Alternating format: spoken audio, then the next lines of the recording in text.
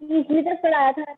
Perhaps there were also people, शायद वहाँ लोग भी थे, exotic, सुंदर, interesting people, रुचिकर लोग, of whom he never spoke, जिनके बारे में ये कभी नहीं बोला था, जोब ने कभी बात नहीं की थी। इट वॉज पॉसिबल, यह संभव था। दो ही वॉज क्वाइट, हालांकि वो शांत था, and did not make new friend easily, और आसानी से नए दोस्त नहीं बनाता था। She longed to know them, longed मतलब विश्ड, सोफी की उसके दोस्तों को जानने की भी इच्छा थी। शी विश्ड, सोफी की इच्छा थी, she could be admitted more deeply into a brothers affection. Sophie की इच्छा थी कि उसको उसके भाई के स्नेह में ज्यादा डीपली, गंभीरता से स्वीकार किया जा सके, and that someday he might take her with him, और एक दिन जॉब उसे उसके साथ भी घुमाने ले जाए। दव, हालांकि, देयर फादर फॉरबेड इट, उसके पिताजी ने इसकी इजाजत नहीं दी थी।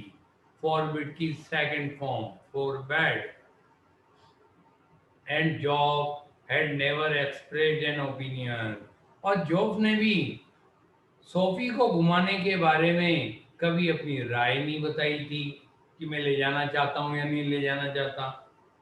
शी न्यू, सोफी जानती थी, he thought her too young, Sophie जानती थी कि जॉब उसे बहुत छोटा मानता था या सोचता था, एंड शी वॉज इम्पेशेंट, और वो बेचैन थी।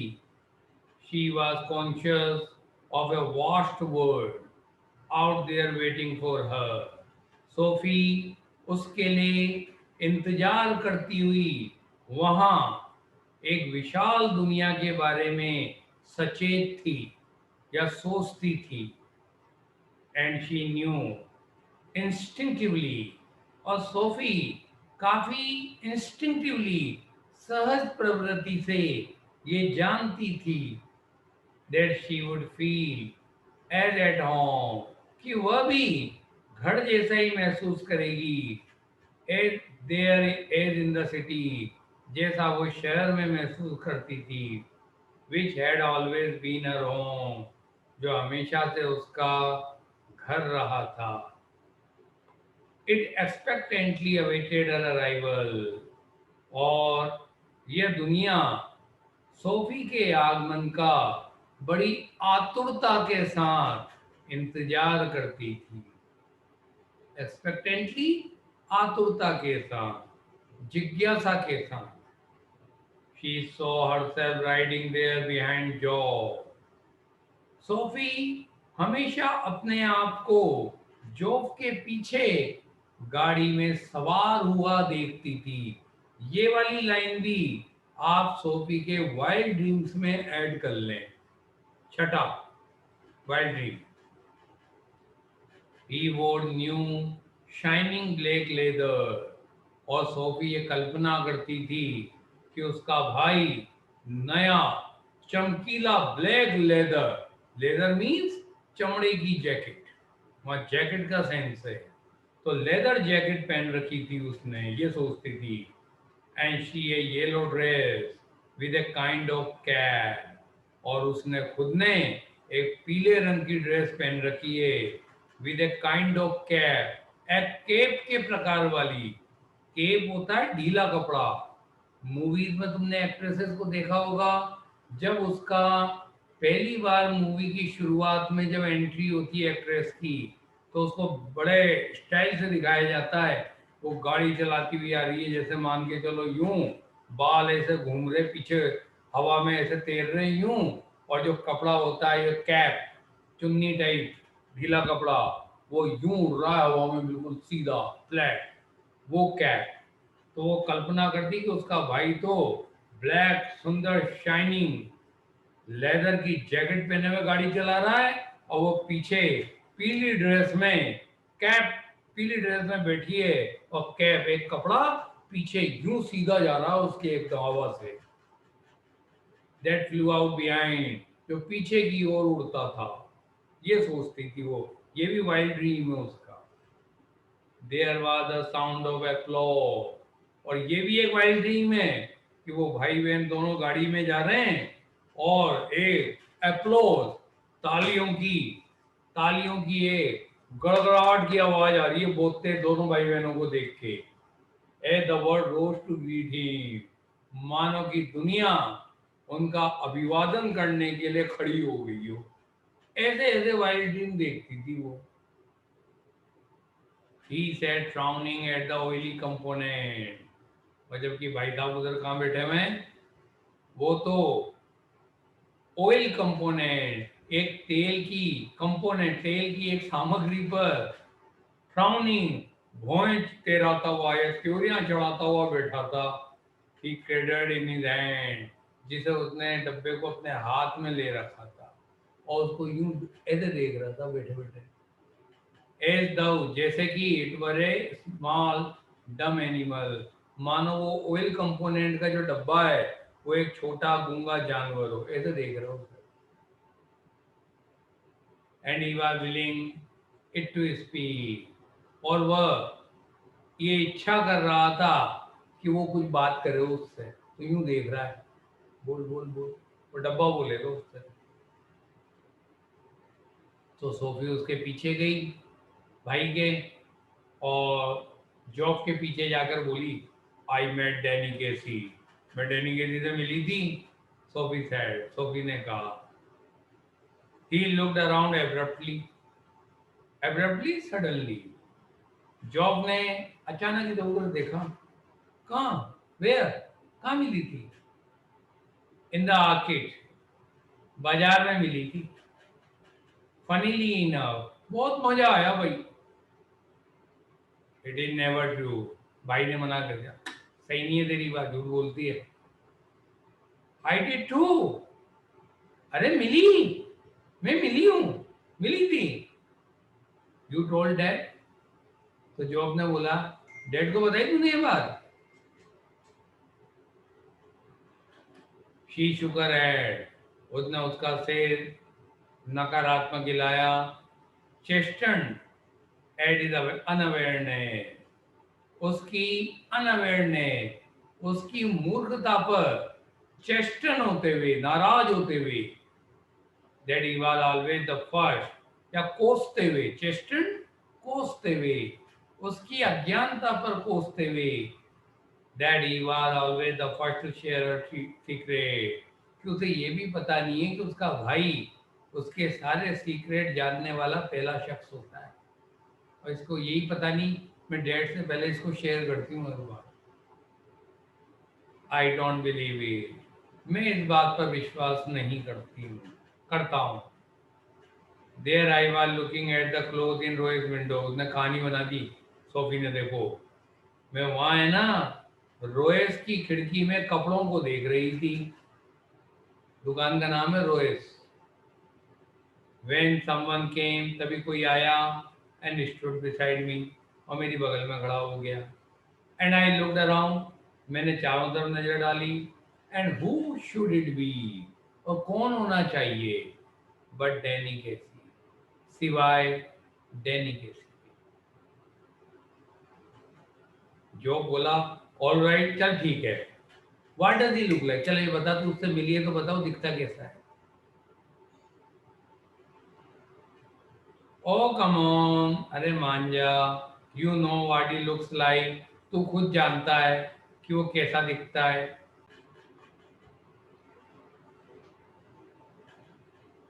ओ कम ऑन, तू जानता ही है वो कैसा दिखता है। क्लोज टू आई मीन, तो जोब ने बोला मेरा मतलब है पास से कैसा दिखता है, ये बता नजदीक से कैसा दिखाई देता है। वे, अब अंडरलाइन कर लें। अच्छा, ही हैज ग्रीन आई, उसके हरी आंखें, जेंटल आई, बड़ी विनम्र निगाहें उसकी बिल्कुल। And he is not so tall as you would think, उतना लंबा भी नहीं है जितना कि तुम सोच लो। शी वंडर्ड, उसने आश्चर्य किया, if she should say about it कि क्या उसे उसके डैनी केसी के दांत के बारे में भी बताना चाहिए। बट डिसाइडेड अगेंस्ट इट, लेकिन फिर सोफी ने उसके विरुद्ध निर्णय ले लिया कि नहीं बताऊं, चल दांत के लिए। देयर फादर एड वॉर, उनके पिता हाथ पे अपने हाथ मुंह को साफ कर चुके थे। व्हेन ही केम इन, जब वो अंदर आए, and his face and arms were shining and pink, और उसके पिताजी का चेहरा और बाहें शाइनी चमकीली थी, एंड पिंक और गुलाबी थी, and he smelled of soap, और पिताजी के शरीर से साबुन की गंध आती थी। ही स्विच्ड ऑन द टेलीविजन, पिताजी ने टेलीविजन का स्विच ऑन किया, tossed one of the little Derek shoes from his chair onto the sofa, और छोटे डेरेक के जूतों में से एक जूते को उनकी कुर्सी से उठाकर सोफे में फेंक दिया, and set down with a grunt, और एक तेज गुर्राट भरी आवाज के साथ कुर्सी में बैठ गए। तो देख लो पिताजी भी कितने ग्रेट हैं। बेटे ने चेयर में अपना जूता खोल रखा है, पिताजी आए, चेयर से जूता उठाया और सोफे में डाल दिया। सोफी मेट डैनी केसी, सोफी डैनी केसी से मिली थी। जॉब सेड, जॉब ने कहा। सोफी रिगल्ड, सोफी छटपटा उठी। Where she was sitting at the table, जहां वो टेबल पर बैठ रही थी। Her father turned his head on his thick neck to look at her. उसके पिता ने सोफी पर नजर डालने के लिए उनकी मोटी गर्दन पर उनके सिर को एक तरफ घुमाया, या सिंपली आप ये समझ लो उसके पिता ने सोफी को देखने के लिए यूं गर्दन घुमाई। His expression was one of disdain, और पिताजी का जो भाव था वो एक प्रकार की घृणा का था। It's true, job said.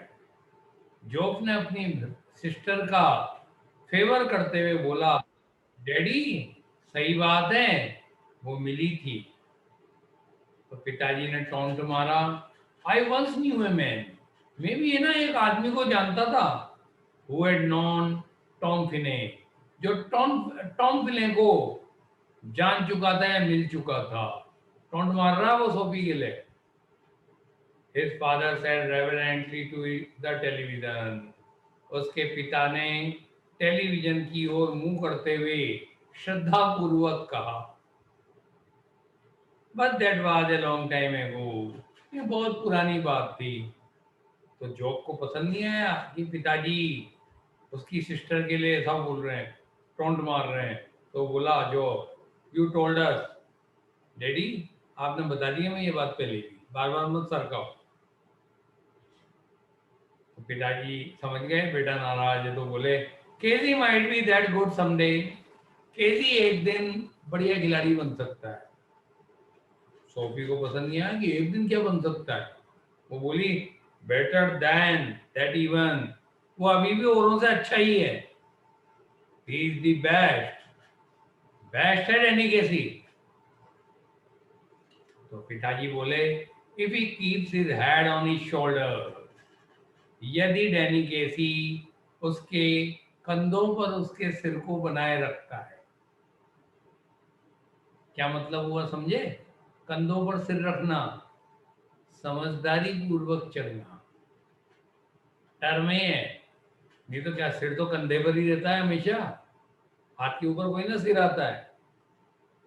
तो पिताजी बोले, यदि डैनी केसी समझदारी पूर्वक व्यवहार करता है, if they look after him properly, और यदि उसके घर वाले या उसके बड़े लोग ठीक प्रकार से उसकी देखभाल करते हैं, a lot of distraction for a youngster in the game these days. आजकल तो खेल में यंगस्टर के लिए बहुत सारे डिस्ट्रैक्शंस हैं. डिस्ट्रैक्शंस ध्यान भटकाने वाली चीजें. तो सोफी को पसंद नहीं आई डैनी गेजी के बारे में सुनना. He will be all right. Danny Gaethje बहुत बढ़िया रहेगा, ध्यान रखो आप. He is the best team in the country. वो देश की है ना सर्वोत्तम टीम के साथ है. पिताजी बोले he is very young yet. तो भी वो अभी बहुत छोटा है. तो सोफी बोले he is older than I am. मुझसे तो बड़ा ही है. Too young really for the first team. तो पिताजी अब थोड़ा चिढ़ने लग रहे हैं. अरे लेकिन बड़े वयस्क लोगों की टीम के लिए तो छोटा है. तो सोफी कहती है you can't argue with that sort of ability. आप है ना उसकी एबिलिटी के साथ आर्ग्यू नहीं कर सकते हो मेरे से. सोफी पापा के माथे आ गई. तो आप समझ लो डैनी गेजी के लिए कितनी क्रेजी होगी. He is going two by A shop. Sophie said from the table. Sophie ने टेबल से ही बेटे बेटे बोला वो एक दुकान खरीदने खोलने जा रहा है वो भी. इस फादर ग्री में उसके पापा ने मुंह बिगाड़ा. मुंह बिगाड़ के where would you hear that. तूने कहा सुन ली ये बात. He told me so. उसने कहा उसने मुझे ये बात बताई है कि दुकान खोलने जा रहा है.